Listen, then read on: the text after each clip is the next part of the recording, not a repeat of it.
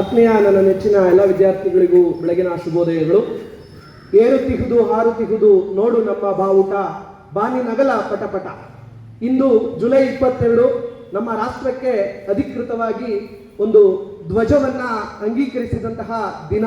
ಸಂವಿಧಾನದ ಸಭೆ ಅಧ್ಯಕ್ಷರಾಗಿದ್ದಂತಹ ರಾಜೇಂದ್ರ ಪ್ರಸಾದ್, ಕೇಳಿದಿರಾ ರಾಜೇಂದ್ರ ಪ್ರಸಾದ್? ಭಾರತದ ಮೊದಲ ರಾಷ್ಟ್ರಪತಿ ಆದವರು. ಅವರ ಅಧ್ಯಕ್ಷತೆಯಲ್ಲಿ ತ್ರಿವರ್ಣ ಧ್ವಜವನ್ನ ಅಂಗೀಕಾರ ಮಾಡ್ತಾರೆ. ಅವತ್ತಿನಿಂದ ನಮ್ಮ ದೇಶದಾದ್ಯಂತ ಅಧಿಕೃತ ಧ್ವಜವೊಂದು ಪ್ರಕಟವಾಗುತ್ತೆ. ನಮ್ಮ ಧ್ವಜ 3 ಬಣ್ಣಗಳನ್ನು ಹೊಂದಿದೆ: ಕೇಸರಿ, ಬಿಳಿ, ಹಸಿರು.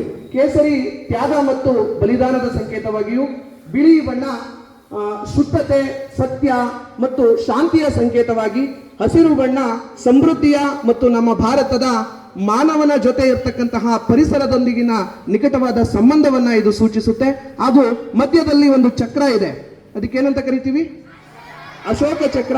24 ಗೆರೆಗಳನ್ನು ಹೊಂದಿರತಕ್ಕಂತಹ ಅಶೋಕ ಚಕ್ರ ಮೌರ್ಯ ಸಾಮ್ರಾಜ್ಯದ ಪ್ರಸಿದ್ಧ ದೊರೆ ಅಶೋಕ ಮಹಾರಾಜ ಸಾರನಾಥದಲ್ಲಿ ಸ್ಥಾಪಿಸಿದಂತಹ ಶಾಸನದಿಂದ ಈ ಚಕ್ರವನ್ನ ಆಯ್ದುಕೊಂಡಿದ್ದೇವೆ. ಇದು ನಮ್ಮ ಜೀವನದ ನಿರಂತರತೆಯ ಸಂಕೇತವಾಗಿ ನಾವು ಬಳಕೆ ಮಾಡಿಕೊಂಡಿದ್ದೇವೆ. ಇದನ್ನ ಕೆಲವೊಂದು ಕಡೆ ನಮ್ಮ ಧ್ವಜವನ್ನ ಪ್ರತಿನಿತ್ಯ ಧ್ವಜಾರೋಹಣವನ್ನ ಮಾಡ್ತೇವೆ, ಹಾಗೂ ಕೆಲವೊಂದು ಸ್ಥಳಗಳಲ್ಲಿ ವಿಶೇಷ ಸಂದರ್ಭಗಳಲ್ಲಿ ಧ್ವಜಾರೋಹಣ ಕಾರ್ಯಕ್ರಮವನ್ನು ಮಾಡ್ತೇವೆ. ನಮ್ಮ ಶಾಲೆಯಲ್ಲಿ ವರ್ಷದಲ್ಲಿ 2 ದಿನ ಧ್ವಜಾರೋಹಣ ಕಾರ್ಯಕ್ರಮವನ್ನು ಮಾಡ್ತೇವೆ. ಯಾವತ್ತು?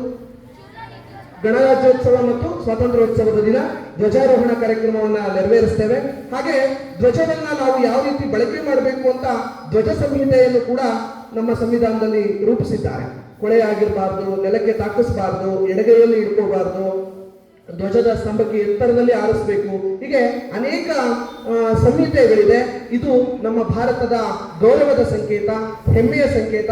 ಇದನ್ನ ಜುಲೈ 22, 1947 ಇದನ್ನ ಅಧಿಕೃತವಾಗಿ ನಮ್ಮ ದೇಶಕ್ಕೆ ಸ್ವೀಕಾರವನ್ನ ಮಾಡಿಕೊಂಡಿದ್ದೇವೆ.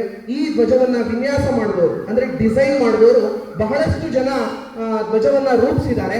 ಅದರಲ್ಲಿ ಅಂತಿಮಗೊಳಿಸಿದ್ದು ಪಿಂಗಾಳಿ ವೆಂಕಯ್ಯ ಅವರು ರೂಪಿಸಿದಂತಹ, ಆಂಧ್ರ ಪ್ರದೇಶದ ಪಿಂಗಾಳಿ ವೆಂಕಯ್ಯನವರು ಈ ಧ್ವಜವನ್ನ ರೂಪಿಸ್ತಾರೆ. 1921 ಇದನ್ನ ರೂಪಿಸಿ ಇದನ್ನ ಗಾಂಧೀಜಿಯವರಿಗೆ ತೋರಿಸಿದಾಗ ಆ ಧ್ವಜದ ಮಧ್ಯದಲ್ಲಿ ಚಕ್ರದ ಬದಲಿಗೆ ಚರಕದ ಸಂಕೇತ ಇರ್ತದೆ.